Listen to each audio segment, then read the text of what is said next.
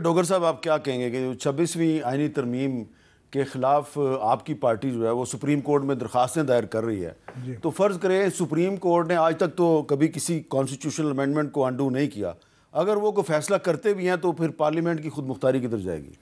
Sir देखें, आपको common sense के साथ उस लेजिस्लेशन को लेना होता है। अगर तो वो लेजिस्लेशन को पब्लिक इंटरेस्ट में हो, आवाम की फलाह बहबूद में हो, फिर तो चलो 2/3 जो आप कहते हैं कि जो कॉन्स्टिट्यूशनल चेंज है कोई उसका कोई मकसद बनता है, कोई सेंस बनती है। एक लेजिस्लेशन जो किसी ख़ास फ़र्द को मजबूत करे, इदारों को मजबूत करे और अदलिया को, कोर्ट्स को पैक करने के लिए हो, और एक बड़ी सियासी पार्टी जो पॉलिटिकल विक्टिमाइज हो रही हो पिछले 2 सालों से, बदतरीन फस्तायत और जबर का, जुल्म का शिकार हो, और उस 26वीं तरमीम में रात के अंधेरे में मैंडेट उन्हीं का उठा के, उन्हीं के MPA MNAs को उठाकर वोट कराया जाए, तो ये कौन नहीं जानता कि 26वीं तरमीम कोई अवाम के लिए थी, कोई आम आदमी के लिए थी, कोई मज़दूरों के लिए थी, किसानों के लिए थी, कोई सहाफ़ियों के लिए थी, किसके लिए थी? इमरान खान को रोकने के लिए थी, उसके रास्ते में दीवार खड़ी करने के लिए थी। सुप्रीम कोर्ट ने माजी में ऐसी मिसालें हैं कि उन्होंने रेफर बैक किया है, ऐसी मिसालें हैं कि उन्होंने पार्लियामेंट की लेजिस्लेशन के ऊपर अपनी ऑब्जर्वेशन दी है। लेकिन वो सुप्रीम कोर्ट जिसका आपने आज अशर नशर कर दिया है, ये जो ख़तों का मामला है, ये रिफ्लेक्शन है। ये देखें, वो जजेस जो हाई कोर्ट के 6 जजेस थे, ये उनको किस बात, उस पहले ख़त लिखने की सज़ा दी जा रही है ना, जो उनके ऊपर एक जज बैठा दिया गया और जो उन्होंने अपनी रिप्रेजेंटेशन दी और वो कल उसका फैसला भी आ गया। ये क्या हो रहा है, किस लिए हो रहा है? हम तो कह रहे हैं कि देखो, हम तो बर्दाश्त कर रहे हैं, जुल्म भी, ज़्यादती भी, कोई नहीं, हम आगे बढ़ते चले जाएंगे, अल्लाह अल हक है। लेकिन आप इदारों का, एक शख्स इमरान खान को गिराने के लिए आपने सारे इदारे गिरा दिए हैं। इस मुल्क ने तो रहना है ना। आमिर डोगर या इमरान खान की बात नहीं है, तहरीक इंसाफ की बात नहीं, आप क्या करके जा रहे हो, क्या करने जा रहे हो? कभी इस तरह अदालतों के साथ, जजों के साथ उनके हाथ पैर बांधे गए हैं? नहीं, लेकिन अगर सवाए 2 या 3 जजेस के बाकी सुप्रीम कोर्ट के जजों को कोई प्रॉब्लम नहीं है, हाई कोर्ट के अक्सर जज साहिबान जो हैं वो खुश हैं, तो मैं और आप, हम क्यों परेशान हैं? बात यह है, हाँ बात तो आपकी ठीक है कि खुदा ने उस कौम की हालत नहीं बदली, ना हो खुद जिसको ख्याल अपनी हालत के बदली, तो आपकी बात ठीक है, ये सभी को देखना है ना। लेकिन आज वही जस्टिस मुनीर अहमद खान पार्ट 2, 3 उसकी वही तारीख दोहराई जा रही है। जस्टिस मुनीर तो अब पीछे रह गए ना, काजी फाइज़ साहब उससे आगे सर, ये तो, और इसी तरह चीफ इलेक्शन कमिश्नर की आपने मिसाल दी, उसके उस तकर्री को लटकाया जा रहा है, उससे से और अगर कोई काम, ये बड़ा अहम मामला है। हाँ। अब देखें, मैं चाहता हूँ तारिक फजल चौधरी साहब इस पर थोड़ी रोशनी डालें कि पाकिस्तान में अगर जुडिशरी से भी लोगों का एतमाद उठ जाएगा, अगर पार्लियामेंट से भी एतमाद उठ जाएगा, तो फिर अगर चीफ इलेक्शन कमिश्नर जो है वो उसकी तकर्री नहीं हो रही और साफ नज़र आ रहा है कि कोई ऐसा बंदा ढूंढा जा रहा है जो सुल्तान सिकंदर राजा से भी ज़्यादा एक्सपर्ट हो, एक्सपर्ट आप समझ गए ना जी, मैं अर्ज़ करता हूं, तो फिर ये पाकिस्तान में जमहूरियत पे कौन एतबार करेगा? देखिए, सुल्तान सिकंदर राजा साहब, इस्लामाबाद में उनका कैरियर जो है एज असिस्टेंट कमिश्नर के तौर पर शुरू हुआ। मैं उस ज़माने से उन्हें जानता हूँ, मैं उस वक्त स्टूडेंट था। इंतहाई क्रेडिबल आदमी, इंतहाई बाइज़्ज़त तरीके से उन्हें, जिस आदमी की सिफारिश जो है वो शेख रशीद अहमद करे बतौर मिनिस्टर इमरान खान को, और जहांगीर तरीन उसकी सिफारिश करे इसको लगा लो, उसकी क्या क्रेडिबिलिटी है? नहीं, अब आप क्रेडिबिलिटी दो, बाकी जो लीडर्स हैं उनकी बात कर रहे हैं, छोड़ देना। मैं तो चीफ इलेक्शन कमिश्नर की बात कर रहा हूँ, ज़ाती तौर पे मैं कहता हूँ कि उस वक्त अगली बात जो है, उस वक्त का प्राइम मिनिस्टर, अगली बात उस वक्त का अपोजिशन लीडर, वो सारे के सारे जो हैं उनको जवाब देना चाहिए कि भाई कैसे लगा दिया आपने इस आदमी को। नहीं, ये अब उनसे जो एतराज़ात जिन्होंने किए हैं या जो कर रहे हैं वो कितनी उनमें हकीकत है या नहीं है, और ख़ास तौर पे ये जो अभी बात कर रहे हैं चीफ जस्टिस साहब की, काजी फाइज़ साहब की, उससे पीछे चले जाएं तो फिर बाबा रहमते का जिक्र आता है।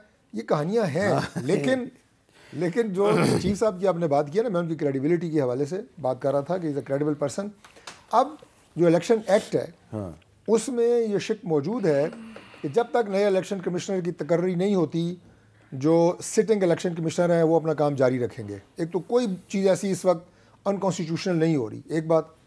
दूसरी बात यह है जी, 26वीं तरमीम में जानबूझ के शामिल किया गया उसके लिए, इस शेख को, उसके लिए हमें चाहिए इनके साथ मुशावरत, इनमें कोई मुशावरत वाला कोई पहलू आपको नज़र आता है कि ये संजीदा तौर पे कोई मुशावरत की टेबल पे आएँ, कोई बैठें, कोई बात करें? ये तो सिवाय असम्बली में उछल कूद करने के, छलांगे मारने के और गोल गपाड़ा करने के उनका कोई काम नहीं है। और मुझे डॉक्टर साहब चीफ व्हिप हैं अपोजिशन के, मुझे आज उनकी इस बात से भी थोड़ा अफसोस हुआ है कि ये कह रहे हैं कि जो लेजिस्लेशन है कौमी असम्बली की वो बासानी सुप्रीम कोर्ट में चैलेंज भी हो सकती है और सुप्रीम कोर्ट जो भी करे उसके साथ वो उसका राइट है, वो खौफ खुदा करें। सबको पता है सुप्रीम कोर्ट ने क्या कहा। इल्ज़ाम ना सर, इदारे की बात हो रही है, मैं किसी केस की बात नहीं कर रहा। स्पेसिफिक केस को तो छोड़ दें ना, आप अपने इदारे की तकरीम की बात करें, आप उसकी सोवरेंटी की बात करें, हम उसकी बात कर रहे हैं। लफ्ज़ इन्होंने इस्तेमाल किया क्या जनाब, लेजिस्लेशन होती है कि कॉमन सेंस के साथ हो तो ठीक है, कॉमन सेंस के साथ ना हो तो सुप्रीम कोर्ट उसे उड़ा दे। भाई ये फैसला कौन करेगा कि ये लेजिस्लेशन कॉमन सेंस के साथ है या ये कॉमन सेंस के साथ नहीं है? वो खौफ खुदा करें। अपने इदारे को जहाँ से आप स्ट्रेंथ ड्रॉ करते हैं वो पार्लियामेंट है, उसको अंडरमाइन मत करें, उसकी सोवरेंटी को, उसकी तकरीम को अंडरमाइन मत करें। लेकिन अच्छी बात है, आप अच्छी बात कर रहे हैं, लेकिन पार्लियामेंट जो है उसको अंडरमाइन उस वक्त किया जाता है जब पार्लियामेंट का जो असल काम है लेजिस्लेशन, कानून साजी, वहाँ पे कानून साजी बगैर बहस के ऐसे मिनटों में कानून भी पास हो जाए और आईनी तरमीम भी पास हो जाए, वो अंडरमाइन हो जाती है। एक जुमला कह दूं, चूंकि आपने बड़ी सीरियस बात की है। गुजारिश ये है कि गवर्नमेंट के अफेयर्स चलाने के लिए हर गवर्नमेंट में कुछ कवानीन ऐसे होते हैं जिसके लिए अर्जेंटली आपको पास करना पड़ता है। मैं कॉन्स्टिट्यूशनल अमेंडमेंट की बात नहीं कर रहा, मैं लेजिस्लेशन की बात कर रहा हूं। देखिए, जब पीटीआई की गवर्नमेंट थी वो भी ऐसे चुटकी बजाते में लेजिस्लेशन करती थी, आपकी गवर्नमेंट भी यही काम कर रही है। होता है ना, मैं तो मान लिया है कि आपको गवर्नमेंट के डे टू डे बिजनेस चलाने के लिए बाज़ तो आपको जल्दी में भी बिल पास करना पड़ता है। एक ब्रेक लेनी है, लेकिन ब्रेक से पहले मैंने एक बात बतानी है कि आप सोच रहे होंगे भाई कि मेरी कोई ज़ाती दुश्मनी तो नहीं है चीफ इलेक्शन कमिश्नर के साथ, बिल्कुल भी नहीं है कोई। देखिए, मेरा मसला क्या है कि बतौर सहाफ़ी के मैंने 2008 का जो इलेक्शन है उस पर तो उसको मैंने कवर नहीं किया, मेरे पर पाबंदी थी, परवेज़ मुशर्रफ साहब ने पाबंदी लगा रखी थी। 2013 का जो इलेक्शन था उसमें बहुत धांधली हुई थी, उसकी धांधली को मैंने इसी स्क्रीन पर बार बार एक्सपोज किया। 2018 का जो इलेक्शन था उसमें भी जो कुछ भी हुआ उसको भी हमने यहाँ पे एक्सपोज किया। 2024 का जो इलेक्शन था उसको भी हमने यहाँ पे एक्सपोज किया। तो ये सिर्फ एक चीफ इलेक्शन कमिश्नर की बात नहीं है, इससे पिछले वाला, उससे पिछले वाला, हर इलेक्शन में इसी तरह की कहानियाँ आती हैं और उसके बाद लोग जो हैं वो इलेक्शन कमीशन को बुरा भला कहते हैं। लेकिन ये अब सोचना पड़ेगा कि अगर आपने पाकिस्तान में जमहूरियत को चलाना है तो चीफ इलेक्शन कमिश्नर और इलेक्शन कमीशन ऑफ पाकिस्तान, यहाँ का जो निज़ाम है इसको आपको ठीक करना पड़ेगा। वरना मेरे पास कोई अंदर की खबर तो नहीं थी कि मैंने 8 फरवरी की रात को ही सब कुछ आपको बता दिया था, जो अब बहुत से लोग कहते हैं, वो भी ज़रा एक झलकी सुन लें। पाकिस्तान तहरीक इंसाफ की ना मुकम्मल तौर पे कह रहा हूँ, चंद एक तो हैं, लेकिन ना ए टीम है, ना बी टीम है, ये सी टीम है। आज उन्होंने फाइट बैक किया और अभी तक अच्छा जा रहा है। भट्टी साहब, आप ज़्यादा खुश ना हो क्योंकि इसलिए कि अभी 12 नहीं बजे, तो 12 जब बज जाएंगे तो उसके बाद हो सकता है कि आपकी जो खुशियाँ हैं उन पर कुछ खदशात के घनौने साए मंडराना शुरू कर दें। इलेक्शन के नाम पे जो हुआ है, मैं इसको इलेक्शन तो नहीं कह सकता, हाँ चले कह लें ये बदतरीन जमहूरियत है, इसलिए कि जिस तरीके से तमाम दिन मोबाइल फ़ोन सर्विस को सस्पेंड रखा गया उससे अब ये इलेक्शन नहीं रहा मेरे ख्याल से। अब ये अभी भी, अब पोलिंग का वक्त ख़त्म हो गया, अभी तक आपने मोबाइल फ़ोन सर्विस बहाल नहीं की, तो अब मेरा खदशा है कि फॉर्म 45 जो है उसमें गड़बड़ की जाएगी। ये बात क्यों की थी? इसलिए कि 2018 में भी यही हुआ था और 2013 में भी यही हुआ था, 2008 में मुझ पर पाबंदी थी लेकिन उस दिन भी यही हुआ था।